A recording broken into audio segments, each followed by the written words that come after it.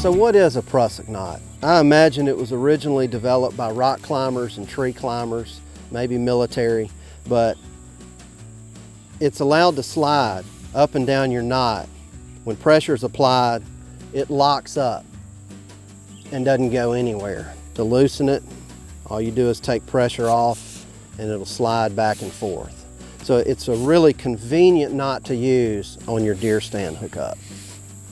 So this is what a Prusik knot looks like before it's attached to your safety rope. All you do is send it through once, send it through twice,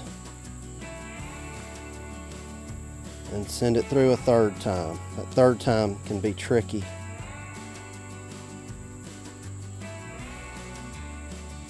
And you dress it, and by that I mean make it look clean to where they're stacked. And you can visibly count that there's 6 loops. 1, 2, 3, 4, 5, 6. Your tag end needs to be at least 1.5 inches long and a tight overhand knot to hold it together. See how it sticks? So we're good to go up.